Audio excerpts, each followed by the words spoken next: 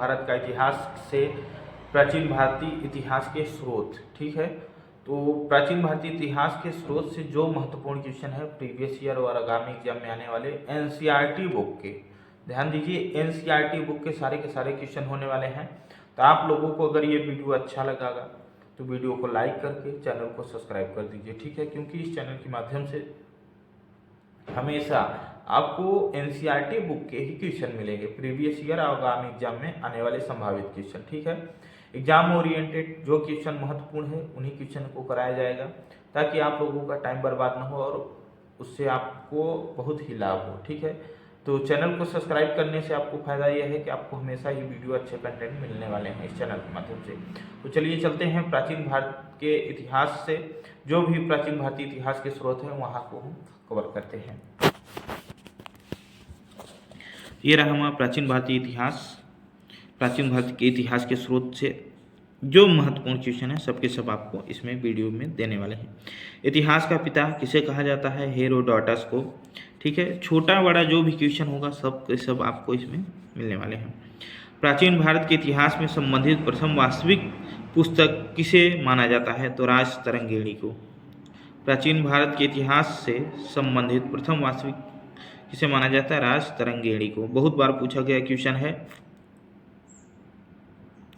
उत्कीर्ण चिन्ह वाले प्राचीनतम सिक्के या क्या कहलाते हैं? उत्कीर्ण चिन्ह वाले प्राचीनतम सिक्के क्या कहलाते हैं? तो आहत सिक्के कहलाते हैं। ठीक है, आगे चलते हैं। एक स्टेटमेंट है, इसको देखिएगा। सिक्कों के अध्ययन को मुद्रा शास्त्र कहा जाता था।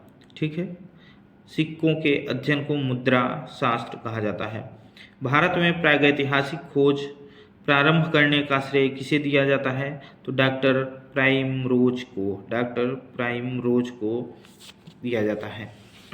आगे चलते हैं। तो आप लोग वीडियो को पूरा अंत तक देखिएगा, क्योंकि आप लोगों के ये बहुत ज़्यादा महत्वपूर्ण टॉपिक है। यहाँ से आप लोगों की एग्जाम में क्वेश्चन देखने को ज़रूर मिलेगा। ठीक है, तो प्राचीन भारतीय इतिहास को जानने के लिए किन स्रोतों का प्रयोग किया जाता है? बहुत बार पूछा गया क्वेश्चन है। इसी तरह से आप लोगों के एग्जाम में क्वेश्चन पूछे जाते हैं, तो ध्यान दीजिएगा। प्राचीन भारतीय इतिहास को जानने के लिए किन स्रोतों का प्रयोग किया जाता है? तो धार्मिक ग्रंथ, ऐतिहासिक ग्रंथ, पुरातात्विक साक्ष्य तथा विदेशी विवरण। कई बार तो ये पूछ लिया जाता है प्राचीन भारतीय इतिहास को जानने के लिए किन स्रोतों का प्रयोग किया, मतलब कितने प्रकार के स्रोत हैं?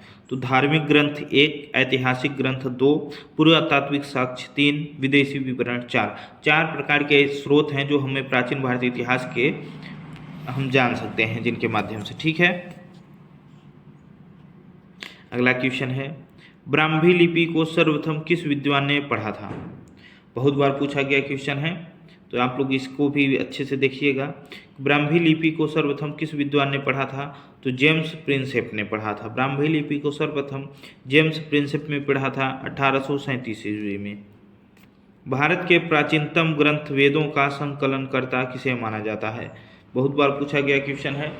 आप लोग ये प्राचीन भारत का इतिहास से आप लोगों के एग्जाम में कुछ कह नहीं सकते कितने क्वेश्चन पूछे जा सकते हैं। 10 भी पूछे जा सकते हैं, 2 भी पूछे जा, हालांकि 3 से कम कोई यहाँ से क्वेश्चन बनता ही नहीं है। तो इसलिए ये टॉपिक आप लोगों को अच्छे से कवर करना होगा। भारत के प्राचीनतम ग्रंथ वेदों का संकलनकर्ता किसे माना जाता है? तो महर्षि कृष्ण द्वैपायन वेद व्यास को। ठीक है, आप लोग वेद व्यास ही पढ़े होंगे, तो ये पूरा इनका नाम है महर्षि कृष्ण द्वैपायन वेद व्यास, जिनके माध्यम से प्राचीन ग्रंथ वेदों का संकलन किया गया था। अगला क्वेश्चन है, भारतीय प्रागैतिहासिक अध्ययन से संबंधित प्री हिस्टोरिक इंडिया किसकी कृति है? बहुत बार पूछा गया क्वेश्चन है। आप लोग जितने भी टिक लगी हुई क्वेश्चन है ये पूछे गए क्वेश्चन, प्रीवियस ईयर के क्वेश्चन है, तो इन क्वेश्चनों को आप अच्छे से कवर करिएगा। भारतीय प्रागैतिहासिक अध्ययन से संबंधित प्री हिस्टोरिक इंडिया किसकी कृति है? तो स्टुअर्ट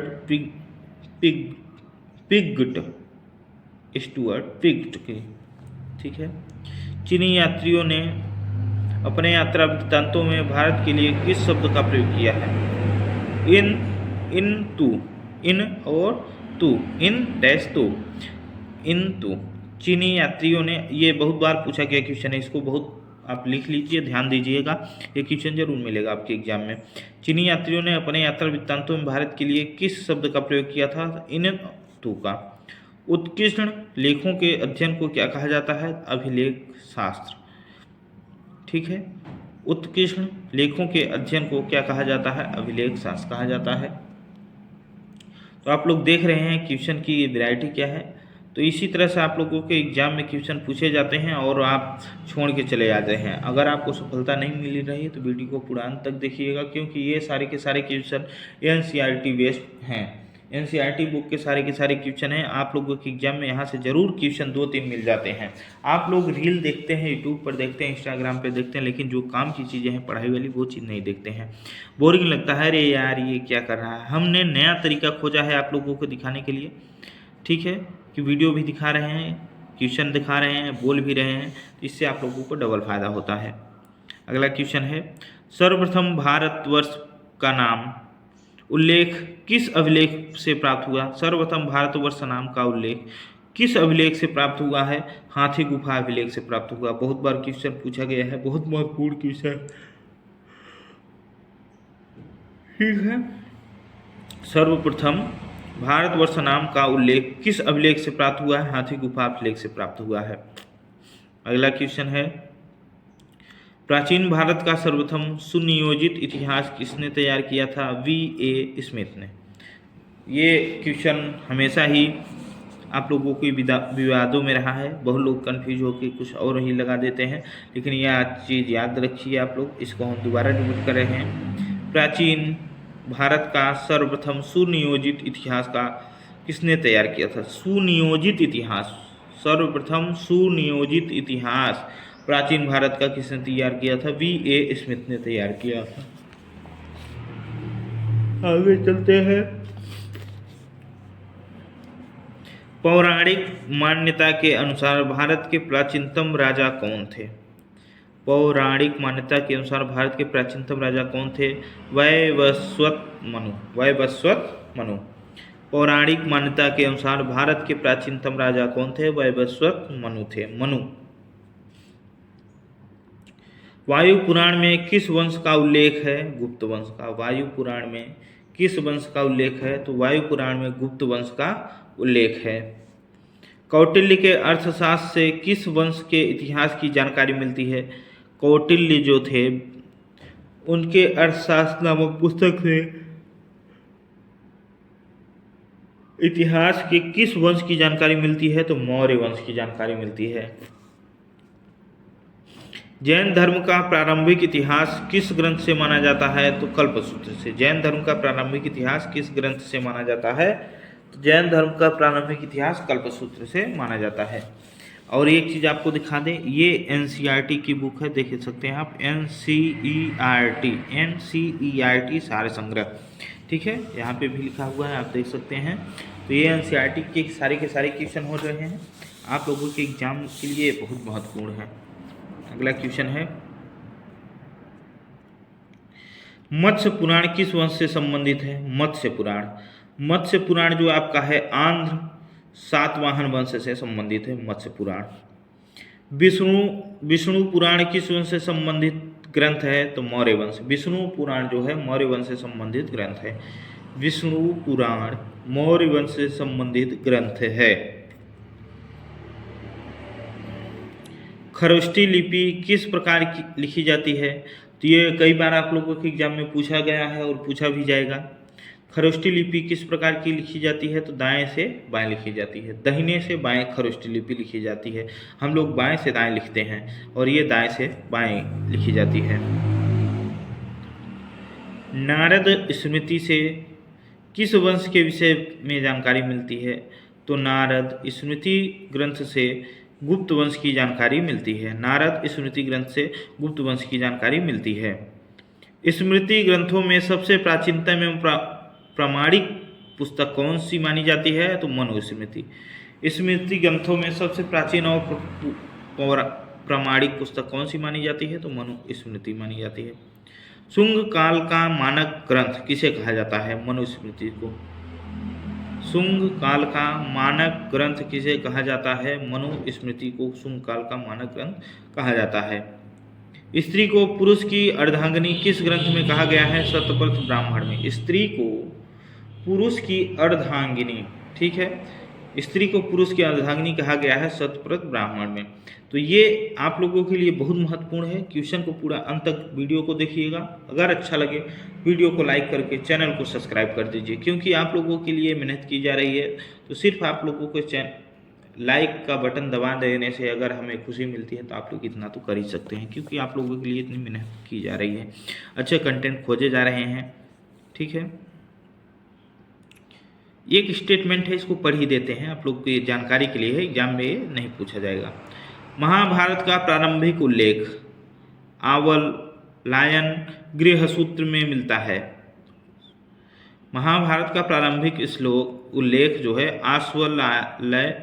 आश्वलायन गृहसूत्र में मिलता है। प्रारंभ में इससे मात्र 8,800 श्लोक थे और इनका नाम जय संहिता था। कुछ समय पश्चात यह बढ़कर 24,000 श्लोक हो गया और भारत नाम से प्रसिद्ध हुआ। अंत में 1,00,000 श्लोक होने के कारण इसे